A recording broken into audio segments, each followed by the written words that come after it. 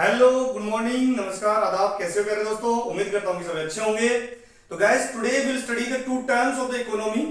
Guys, have you heard the name of the Pigovian tax? आपने Pigovian tax का नाम सुना? Pigovian. This term was coined by Arthur Cecil Pigou in 1920.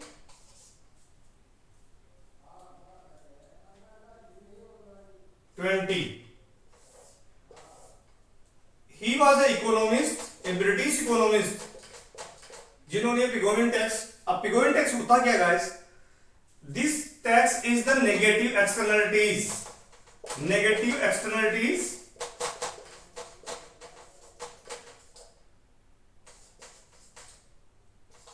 Negative externality और society. और उसका example दूं मैं आपको, आपने सिगरेट जो है,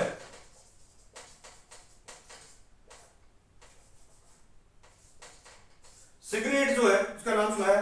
सिगरेट हो गया, अल्कोहल हो गया, और अगर बात करें हम लोग तो जो ग्रीन हाउस गैसेस निकलती है वो हो गया, कार्बन जो कार्बन डाइऑक्साइड होगी, ये जो है सोसाइटी के ऊपर नेगेटिव इफेक्ट डालते हैं, इसलिए उनको नेगेटिव एक्सटर्नलिटीज बोलते हैं। इसलिए गवर्नमेंट ऑफ इंडिया और अदर कंट्रीज में भी उनमें, किस कंट्रीज में जैसे कार्बन टैक्स लगाया जाता है, हमारे देश में भी जैसे कार्बन सेज है, कोयला निकलता है तो कोयला भी पोल्यूशन करता है। इसके बाद में आप देखते होंगे कई जो मैन्युफैक्चरीज है वो मैन्युफैक्चरिंग करती है, तो हमारी जैसे सिगरेट बनाती है या कुछ जो और भी जो टोबैको वगैरह बनाती है, तो उनके ऊपर जो हमारी सोसाइटी के लिए वो जो हार्मफुल भी होते हैं। तो इसलिए जो है गवर्नमेंट उस प्रोडक्शन को बैलेंस रखने के लिए, सो दैट सोसाइटी में ज्यादा प्रोडक्शन नहीं हो उसका और सोसाइटी को जो हार्म नहीं कर सके, इसलिए जो उसके ऊपर टैक्स लगाती है।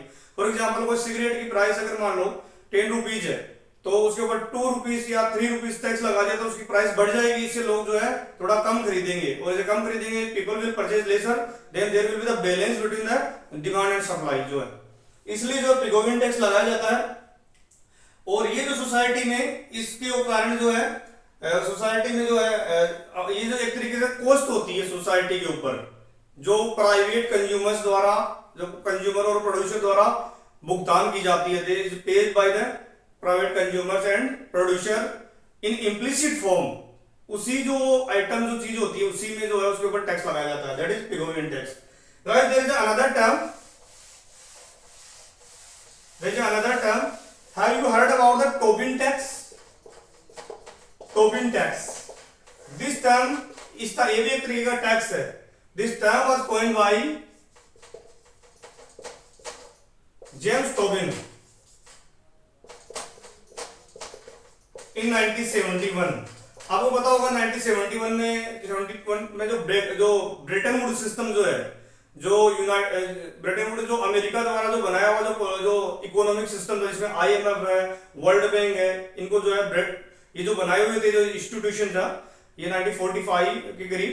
तो ये जो सिस्टम है जब यूनाइटेड नेशन के बनने के बाद में, तो वो जो है वो उसका ब्रेकडाउन हो गया था 1971 में। तो इसके उस टाइम पे उन्होंने ये टर्म बनाई थी।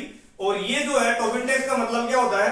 Tax imposed to prevent speculative inflow and outflow of money। आपने सुना होगा कि फॉरेन पोर्टफोलियो इन्वेस्टमेंट और एफडीआई, इन दोनों में डिफरेंस क्या होता है गाइस? यू नो तो व्हाट इज एफडीआई? एफडीआई का मतलब फॉरेन डायरेक्ट इन्वेस्टमेंट। सबसे पहले जो कोई भी इन्वेस्टर्स आता है वो वहां पे हमारे गवर्नमेंट से सभी क्लियरेंसेस लेता है मिनिस्ट्रीज से, पहले तो है जो जितने भी, और इसके बाद में वहां पर फैक्ट्री बनाता है। इससे क्या होता है? रोजगार पैदा होते हैं, और वो अचानक हमारे देश में से भाग नहीं सकता, क्योंकि उसके पास में उसकी में जो है फैक्ट्री है, उसकी कंपनी यही पे है, उसके जो है उसने कई लोगों को रोजगार दे रखा है, एम्प्लॉयमेंट। तो इसलिए उसको एफडीआई जो होता है वो लॉन्ग टर्म इन्वेस्टमेंट माना जाता है। एक टर्म होती है फॉरेन पोर्टफोलियो इन्वेस्टमेंट, उसमें है इंडिविजुअल इन्वेस्टमेंट भी होता है और होता है इंस्टीट्यूशनल इन्वेस्टमेंट भी होता है, जिसको एफआईआई बोलते हैं। फॉरेन पोर्टफोलियो इन्वेस्टमेंट जो होता है वो एक तरीके से जो वो होता है, उसको उसमें जो एफआईआई वगैरह होता है, फॉरेन इंस्टीट्यूशनल इन्वेस्टर्स होते हैं, वो जो है उनको हॉट मनी भी, उसको हॉट मनी भी बोला जाता है। हॉट मनी क्यों होता है? क्योंकि इसके लिए जो कम से कम ज्यादा से ज्यादा 10% तक जो है इसकी लिमिट होती है। 10% तक जो है जो बाहर के जो इन्वेस्टर्स जो जो जिनके पास में जो पैसा होता है, जो इन्वेस्ट इनके पास में मनी वेल्थ होती है, तो वो क्या करते हैं हमारे यहाँ पे, चाहे म्यूचुअल फंड हो, चाहे किसी और सेक्टर में हो, चाहे फाइनेंस में हो, चाहे कहीं और जो है सेक्टर में आके वो अपना सेबी द्वारा जो है रजिस्ट्रेशन करवा के, और उसके बाद में जो है security exchange board of India का रजिस्ट्रेशन करवा के, और उसके बाद में वो हमारे देश की किसी कंपनी में शेयर खरीद लेते हैं in the form of the debenture, debt और in the form of the equity. और जैसे ही भी वो यहाँ से जाते हैं, जैसे उनको पता चलता है कि जैसे उनको पता चलता है कि किसी दूसरे देश में जो है इंटरेस्ट रेट बढ़ गई है, तो वो क्या करते हैं, एक कंट्री उस कंट्री को जहाँ पे कम इंटरेस्ट मिलता है उसको छोड़ के दूसरे कंट्री में चले जाते हैं। फॉर एग्जाम्पल अगर इंडिया में इंटरेस्ट रेट कम हो गई और इंडिया में उतनी कम इंटरेस्ट रेट और अमेरिका की इंटरेस्ट रेट बढ़ गई, तो वो लोग जो है दूसरे कंट्री में चले जाते, वो अमेरिका में चले जाते। तो ऐसे इसको जो है होल्ड मनी बोलते हैं, और इसको रोकने के लिए जो है टोबिन टैक्स लगाया जाता है। हमारे देश में ऐसा कोई टैक्स नहीं है, लेकिन एक आपने नाम सुना सिक्योरिटी ट्रांजैक्शन टैक्स, इसमें लॉन्ग टर्म भी होता है और शॉर्ट टर्म टैक्स भी होता है। तो शॉर्ट टर्म उसके लिए जो है ज्यादा टैक्स होता है, लॉन्ग टर्म के लिए कम टैक्स होता है थोड़ा। तो वो जो टैक्स है वो एक तरीके का टोबिन टैक्स इक्विवेलेंट ही माना जा सकता है, हालांकि टोबिन टैक्स नहीं है। अलग कंट्री में जैसे फॉरेन ट्रांजैक्शन टैक्स होता है ना, अलग अलग कंट्री में, तो उसमें वो टोबिन टैक्स लगता है। तो गाइस ये दो टाइप के टैक्स थे जो हमने डिस्कस किए, तो आपको कैसे लगे, और प्लीज शेयर योर कमेंट्स। और अगर आपको जो है नई जानकारी चाहिए और इस करंट अफेयर्स और नए नए जो इश्यूज के बारे में, तो please subscribe and share the DSP academy of current affairs. तब तक थैंक यू, धन्यवाद।